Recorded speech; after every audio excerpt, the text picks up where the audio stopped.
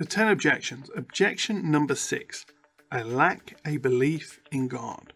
Who is this God? One of the common arguments against Christianity is the position taken by those that deny any knowledge of God's existence. This is one of the core arguments of many modern atheists.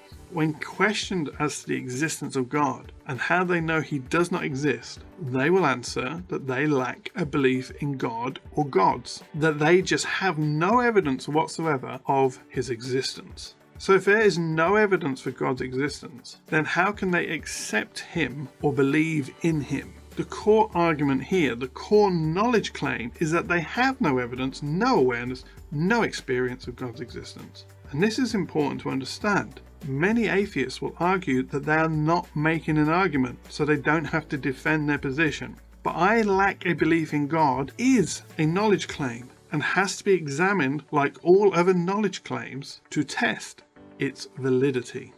But do we have an awareness of God's existence? God states that he has revealed his existence to all men, that they are without excuse. You can find this in Romans chapter 1 of the Bible. That everyone knows of him, that he has revealed himself in creation, that he has revealed himself to them personally. So we have a problem. The atheistic argument is that they lack a belief in God. But God through the Bible says they have an awareness of his existence. One of these must be wrong. The Bible explains to us again in Romans chapter 1 that mankind has suppressed the truth of God's existence both individually and in society.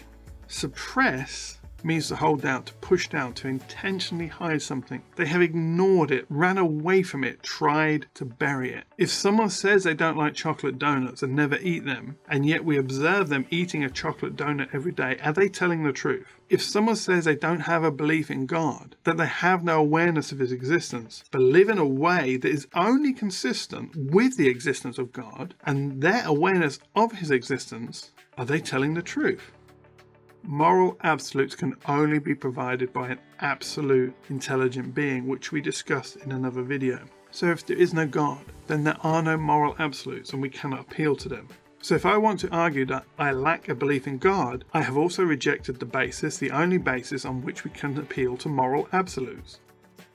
Justice, liberty and freedom. If I argue for justice and say I lack a belief in absolute moral values that only God can provide, then I am not being consistent with my stated belief system or my professed worldview. If I say that humans should have the right to dignity, personal freedom and liberty of conscience, and yet I am stating I lack a belief in moral absolutes, I am contradicting myself.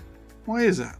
Why can I not appeal to moral absolutes about God? If all we are, as the theory of evolution claims, are the product of random chance and circumstance, a chemical reaction in the accident that is the universe, why would morality even exist? I am nothing but a bag of random chemicals. Why does it matter what I do to another random bag of chemicals, or what they do to me? I am just a product of a materialistic environment. I have no rights, just as a rock has no rights. There is no ought to do or should do. There are no moral absolutes I can point to. If a rock is destroyed, is that morally wrong? Does the universe care, the collection of atoms and molecules that make it up, whether I live or die?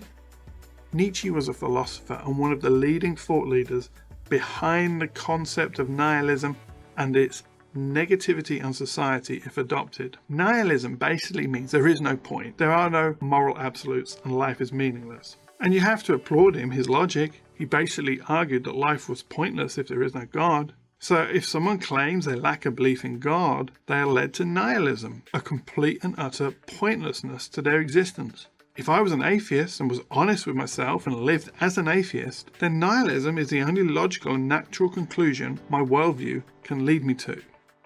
The contradiction. If I say I'm an atheist, that I lack a belief in God, but then live my life as if moral absolutes are true, which can only be accounted for by the existence of God, who is intrinsically morally absolute, then I am being inconsistent. My very actions reveal the truth that God has made himself known to me, that I live in his creation with a knowledge of right and wrong and an intrinsic sense of personal value and worth. I cannot live as an atheist and at the same time appeal to absolute moral values. If I were to be consistent, if I were to live the way I stated, that I lack a belief in God, then nothing is immoral, nothing is wrong. To kill or not to kill is just a choice. To steal or not to steal is just a choice. To lie or not to lie is just a choice. And many will argue that that is indeed correct. It is okay to murder, steal or lie if it is expedient, unless it happens to us. Then and only then will we see our true values arise, because none of us wants to be subject to someone else's pursuit of moral nihilism. It is when we need justice or mercy that everyone living, abandons nihilistic tendencies and appeals to their fundamental rights that God has given them an awareness of. So in conclusion, if someone says that they lack a belief in God yet appeal to any absolute moral value, then it is clear they are not quite telling the truth or being consistent with what they claim to believe. So if I lack a belief in God and yet live as if God exists, who could be blamed for noting my hypocrisy and pointing it out?